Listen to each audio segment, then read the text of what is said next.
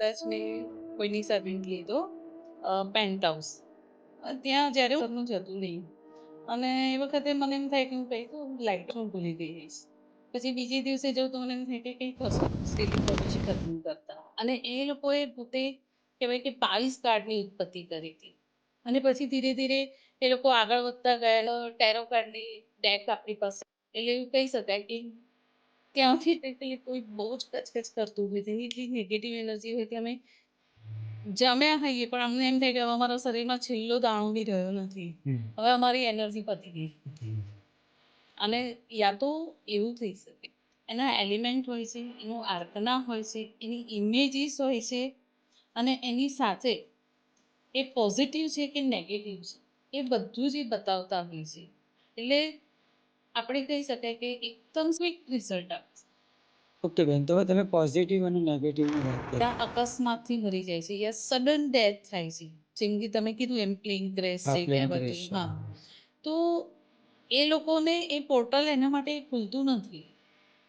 એટલે શું થશે કે એ લોકો હજી અહીંયા જ છે પ્રેત યોનિમાં, ખાલી એનું બોડી નથી પણ કહેવાય કે અંગૂઠા જેટલો એનો આત્મા હોય, એ આત્મા હજી અહીંયા જ હોય.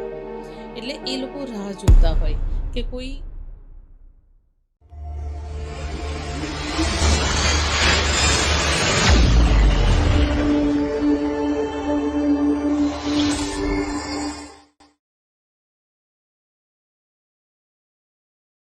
નમસ્કાર મિત્રો, વિશ્વાસ ડિજિટલમાં પોડકાસ્ટ સ્ટેશનમાં હું પારસ પંડ્યા આપનું હાર્દિક સ્વાગત કરું છું. આજના આપણા અતિથિ છે જેઓ ગુજરાતના પ્રખ્યાત ટેરો કાર્ડ રીડર છે અને ગુજરાતના સૌ પ્રથમ ટેરો કાર્ડ વિશે તેમની પાસે ખૂબ જ ઊંડાણપૂર્વકનું નોલેજ છે તેવા નંદિનીબેન આપણી સાથે છે. નંદિનીબેન, આપનું ખૂબ ખૂબ સ્વાગત છે. ખૂબ ખૂબ થેન્ક યુ મને અહીંયા બોલાવવા માટે. તો સૌ પ્રથમ નંદિનીબેન, નેગેટિવ એનર્જી માટે એક ટેરો રીડરનું કેટલું ઇન્ટ્યુશન મજબૂત હોય છે, કેટલું પાવરફુલ હોય છે? દાખલા તરીકે કોઈ એવી અવાવરું જગ્યા હોય છે, સ્મશાન હોય છે કે એવી કોઈ નેગેટિવ જ્યાં લોકો કહેતા હોય છે કે ભાઈ અહીંયા નેગેટિવ એનર્જી વધારે છે, તો ત્યાં આપનું ઇન્ટ્યુશન કેટલું મજબૂત થાય છે? આમાં ઇન્ટ્યુશન તો નહીં પણ કહેવાય કે સામાન્ય માણસ છે એને બી બધા ભાસ થતા હોય છે. અને એ કેવી રીતે થતા હોય, કારણ કે જે લોકો કહેવાય કે એક કોઈ માણસ ગુજરી જાય ત્યારે એક એના માટે એક ગોલ્ડન ગેટ હોય જેને આપણે પોર્ટલ ખુલ્યું એવું કહી શકાય. તો જે લોકોનું મૃત્યુ થાય છે ને એ લોકો એ પોર્ટલમાંથી જતા રહે છે, એ ગોલ્ડન ગેટમાંથી બધા પસાર થઈ જાય છે ને એની આગળની યાત્રા ચાલુ કરી દે છે. હવે જે લોકો સુસાઇડ કરે છે યા અકસ્માતથી મરી જાય છે યા સડન ડેથ થાય છે, જેમ કે તમે કીધું એમ પ્લેન ક્રેશ છે કે આ બધું. હા, તો એ લોકોને એ પોર્ટલ એના માટે ખુલતું નથી. એટલે શું થશે કે એ લોકો હજી અહીંયા જ છે પ્રેત યોનિમાં, ખાલી એનું બોડી નથી પણ કહેવાય કે અંગૂઠા જેટલો એનો આત્મા હોય, એ આત્મા હજી અહીંયા જ હોય. એટલે એ લોકો રાહ જોતા હોય કે કોઈ ગોલ્ડન ગેટ ખુલે, કોઈ પોર્ટલ ખુલે ત્યારે હું એમાંથી પસાર થઈ જાઉં. એટલે એ બધા માટે હજી નથી ખુલ્યો માટે એ લોકો અહીંયા જ હોય. અને એ લોકોની જે વેદના છે કે એમના જે નિસાસા છે, એમનું જે રુદન છે એ હજી અહીંયા જ છે. એટલે જે સામાન્ય માણસ જો ત્યાંથી પસાર થતો હોય તો એને કદાચ એવું સંભળાતું બી હોય, પછી ઘણીવાર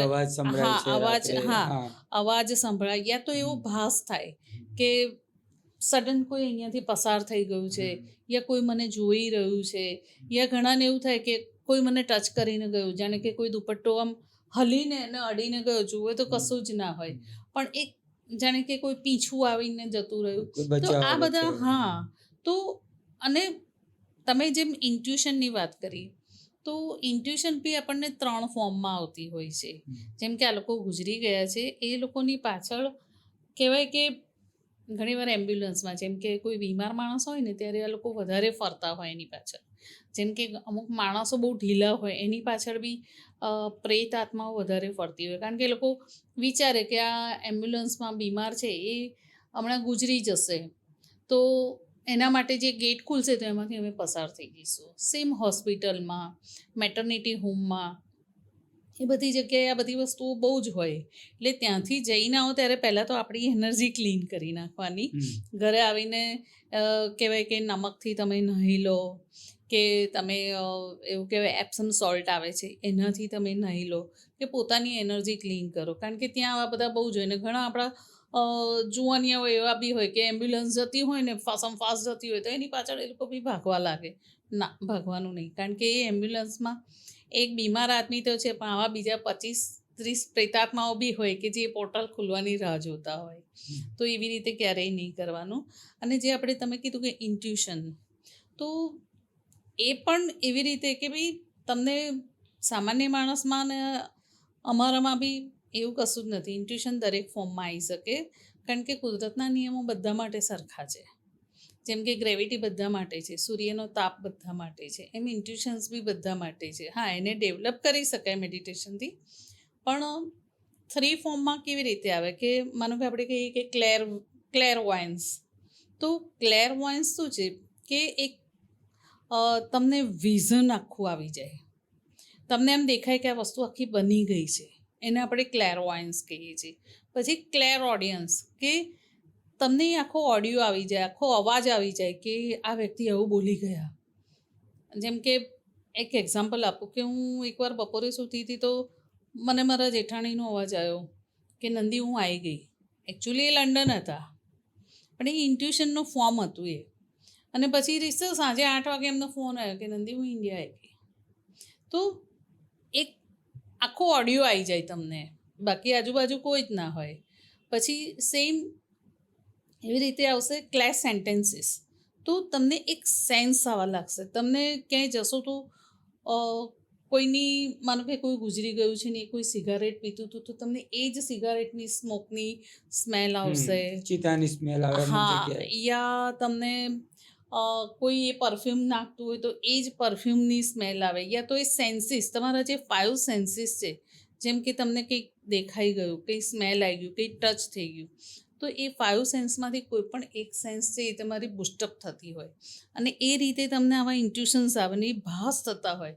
અને ઘણીવાર એ ભાસને ક્લિયર કરવા માટે જો તમે મેડિટેશન કરો તો તમે એની ક્લેરિટી બી મેળવી શકો છો કે એક્ઝેક્ટલી આ કોણ આવ્યું હતું એ પણ તમને ખ્યાલ આવી જાય. પણ અત્યારે જેમ કે જે આવા બનાવો બને છે એમાં તમે ક્લેરિટી ના મેળવી શકો, પણ તમે આ ત્રણેય સેન્સીસમાંથી કોઈ પણ સેન્સીસ આવી શકે. કોઈ પસાર થાય તો કોઈને અવાજ આવે, કોઈ પસાર થાય તો એમ થાય કે પોતે ટ્રોમામાં આવી ગયો છે, એનાથી અવાજ નથી નીકળતો, હવે સંભળાતું નથી, સ્ટેડી થઈ ગયો છે, યા હાથ પગ એના જકડાઈ જાય, એવું બી બને. અને ઘણાને એવું થાય કે કોઈ મારી પાછળ છે. એટલે બહુ જ બધા સેન્સીસ આવતા હોય છે. એટલે ઇન્ટ્યુશન ફોર્મમાં બી આવે અને રીસર આવી રીતે તમને આભાસો પણ થતા હોય. આજે આ નેગેટિવ આપણે જે વાત કરી છે બરોબર, આ ભાસ થતો હોય કે આ જે તમે કીધું ગોલ્ડન ગેટ છે, હમણાં જે આ પ્લેન ક્રેશ થયું એમાં જે નિર્દોષ લોકો હમણાં ગુજરી ગયા બધા, તો શું એ બધા ત્યાં જ હશે અત્યારે હાલ અને ત્યાં એ ગોલ્ડન ગેટનું રાહ જોતા હશે એ અત્યારે હાલ, કે એ લોકો બધી જગ્યાએ ફરતા હોય? દાખલા તરીકે રૂપાણી સાહેબ તો ત્યાં હતા, અમુક લંડન પણ ના હતા, અમુક હતા, તો એ લોકો ત્યાં હોય અથવા જે લોકો બધી જગ્યાએ હોય, તમે કહો કે ભાઈ એમ્બ્યુલન્સની પાછળ પણ આ લોકો ફરતા હોય છે કઈ રીતે, તો અત્યારે એ જગ્યા જે છે તો ત્યાં એટલી નેગેટિવ એનર્જી કેમ છે? તમે કીધું એ સાચી વાત છે. એ લોકો ત્યાં જ હોય એવું નથી. એમના પોતાના લવ્ડ વન, કે જે પોતાના સગા, પોતાના ખાસ, જેમ કે પોતાના બાળકો યા પોતાનું ફેમિલી, એની સાથે એને મળવું હોય એટલે પણ એમની પાસે બોડી નથી, એટલે મેસેજ કેવી રીતે આપે? એટલે આવી રીતે બધાને આભાસ તો થતો હોય પણ પોતાના ઘર સુધી બી પહોંચતા હોય છે, પોતાના રિલેટિવ સુધી બી પહોંચતા હોય છે.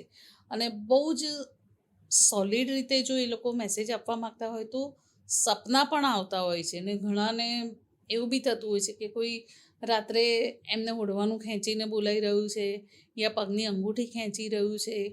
કારણ કે એ લોકોને સ્ટ્રોંગ મેસેજ આપવા હોય છે. એમને બહુ જ બધું કહેવાનું રહી ગયું હોય, બહુ જ બધા અભરખા બાકી રહી ગયા હોય, એટલે એ લોકો આ ફોર્મમાં રહેતા હોય છે. એટલે ત્યાં જ હોય છે એવું નથી. પોતાના ફેમિલી પાસે યા નજીકમાં એમને જ્યાં પણ જવું હોય ફરતા હોય. એમની પાસે કંઈ ટ્રાવેલ ટિકિટ લેવાની જરૂર નથી, એટલે બધે જ ફરી શકે એ લોકો. ઓકે, તો એમ છે કે ભાઈ આત્મા જો કદાચ અહીંયા હોય તો આ જે આપણું આ પૃથ્વીલોક છે, તો શું એમાં બે પ્રકારની આત્મા મીન્સ કે સજીવ નિર્જીવ બે હોય છે? અ, જે કહેવાય ને કે આપણે બે રીતે એને અલગ પાડીશું, જેમ કે પ્રેત આત્મા હમ અને પિતૃલોક. હમ પ્રેત આત્મા એ છે કે જેનું સામાન્ય જો ગુજરી ગયા છે, તો એ લોકો કહેવાય કે પિતૃલોકમાં જતા રહે છે. ધીરે ધીરે ગોલ્ડન એમની એમનો યાત્રા ગેટ. આગળ હા. હા, એમના માટે ગોલ્ડન ગેટ ખુલી ગયો છે ને એ હા. લોકો એમની યાત્રા આગળ વધારે છે. હમ. બરાબર. પણ જે લોકો સુસાઇડ કરી, જેની સડન ડેથ થઈ ગઈ એક્સિડેન્ટલી, કે જે ભગવાને અત્યારે ધાર્યું નહોતું કે એમને અત્યારે જવાનું છે, પણ છતાંય એમણે પોતે નક્કી કરી નાખ્યું હોય, કાં તો અચાનક થઈ ગયું, તો એ લોકો અહીંયા જ રહી ગયા છે. એટલે આપણે કહીએ કે હજી આગળની યાત્રા ચાલુ કરે, એ પછી પિતૃલોક મળે, ને પિતૃલોક જાય પછી એમને કોઈ સારા કર્મોને આધીન જો મધર બોડી મળે, માતા મળે, ત્યારે એમનું રીબર્થ થાય છે, પુનર્જન્મ થાય છે.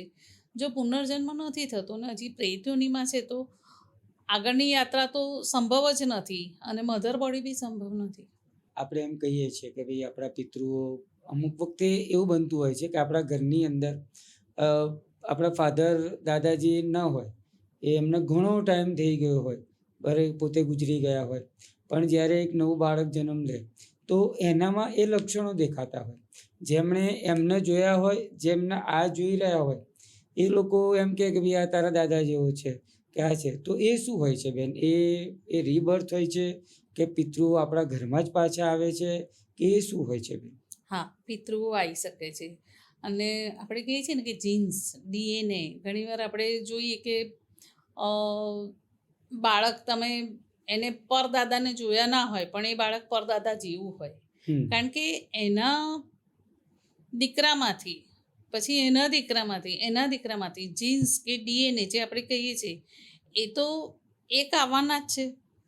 એટલે એમાંથી બી કહેવાય ને કે બાળક તો એવું જ આવવાનું છે. અને હા, પિતૃઓ પોતે પોતાના જ ફેમિલીને પસંદ કરીને આવતા હોય છે, કારણ કે હંમેશા કહેવાય ને કે જે બી કપલ છે એ પોતે બાળક પસંદ નથી કરતું, બાળક છે એ માતા પસંદ કરે છે. Okay. એટલે કદાચ આપણા પિતૃઓને આપણા ઘરે આવવું હોય હમ. તો એ લોકો આ જ કુળની માતાને પસંદ કરશે Okay. અને પોતે રીબર્થ લેશે. તો આ સાયકિક એટેક શું છે? સાયકિક એટેક એટલે જેમ કે તમે ટેરો જુઓ છો, યા બહાર કોઈનું વાસ્તુ જોવા જઈએ છીએ, ત્યારે પાછા આવતી વખતે તમને એમ લાગે કે હવે તમારામાં બિલકુલ તાકાત નથી, તમને તાવ ચડી ગયો છે, તમારી આંખો ઝીણી ઝીણી થઈ ગઈ છે, હવે તમને ઉલટી ઉપકાના સેન્સેશન આવવા માંડ્યા છે, તો એને અમે સાયકિક એટેક કહીએ છીએ. અને સાયકિક એટેક એ કેવી રીતે થાય છે? કારણ કે તમે જ્યારે જાઓ છો કોઈ એરિયામાં, ત્યારે આખા પોઝિટિવ હોવ છો, પણ ત્યાં એવી કોઈ પેરાનોર્મલ એક્ટિવિટી છે, યા કોઈ એવી જગ્યા છે કે જ્યાં બહુ જ બધા કહેવાય કે સુપરનેચરલ પાવર ત્યાં હાજર છે, કે જે તમારામાંથી એનર્જી ખેંચે છે. એટલે તમે જ્યારે કોઈ વિઝિટ કરવા જાઓ છો કોઈ ફેક્ટરીની કે એવી, ત્યારે તમને આ અટેક થઈ શકે છે. એ વખતે તો તમે બહુ સરસ રીતે કરી લો છો બધું કામ, પછી ધીરે ધીરે ધીરે તમે ઘરે પાછા જતા વખતે તો તમે સાવ વીક થઈ ગયા હોય, તમને એમ થાય કે અન્નનો એક છેલ્લો દાણો હતો એ બી તમારા શરીરમાંથી પતી ગયો છે. અને નેગેટિવિટી બી આવી જાય, તમને એમ થાય કે હવે કદાચ ગ્લુકોઝની બોટલો ચઢાવવી પડશે, કારણ કે તાવ નહીં આવે તમને, પણ છતાં તમને એવું લાગશે કે તાવ છે, તમારી આંખો લાલ થઈ જશે, આંખો સૂજી જશે.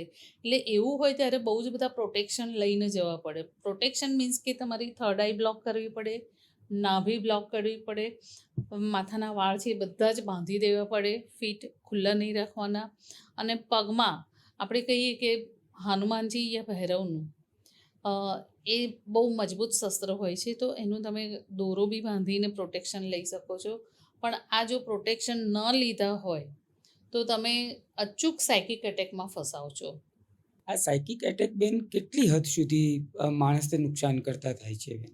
ઘણું બધું જો આપણે પ્રોટેક્શન ના લીધું હોય તો સાયકિક એટેક તમને એટલી હદે કે તમે એમાંથી જેમ કે મેં કીધું એમાં પ્રોટેક્શન નથી અને તમે ઊભા જ નથી થઈ શકતા, તો ધીરે ધીરે તમે ડિપ્રેશનમાં આવતા જાઓ છો અને ધીરે ધીરે એ જ જે સુપરનેચરલ પાવર છે એ તમારી ઉપર હાવી થતું જાય અને જ્યારે વીક હોવ છો ત્યારે તો એ વધારે હાવી થાય અને તમે એના સસ્પેક્ટ બની જાઓ છો અને સસ્પેક્ટ બનો ત્યારે પહેલાં તો તમે માનસિક સંતુલન ખોઈ બેસો છો, પછી ધીરે ધીરે તમે શારીરિક, ધીરે ધીરે શબ્દોનું સંતુલન ખોઈ બેસો છો, તમે કંઈ પણ બોલો છો, કંઈ પણ વર્તન કરો છો, કોઈને કશી ખબર નથી પડતી એવી રીતે વાત કરો છો યા વર્તન કરો છો કે એ ધીરે ધીરે એટલી હદે વધતું જાય કે ઘણીવાર સાયકોલોજીસ્ટ બી નથી પકડી શકતા અને આ સાયકિક એટેક એટલી હદે હાવી થાય કે વ્યક્તિ ગુજરી જાય યા તો વ્યક્તિ પોતે સુસાઇડ કરી લે છે. મિત્રો, આ હતા નંદિનીબેન પટેલ, જેમની પાસેથી આપણે ટેરો કાર્ડ વિશેની ખૂબ જ રસપ્રદ માહિતી મેળવી. હવે આપણે મળીશું નવા પોડકાસ્ટ સાથે, નવા મહેમાન સાથે. ત્યાં સુધી રજા આપશો. ધન્યવાદ. Thank you.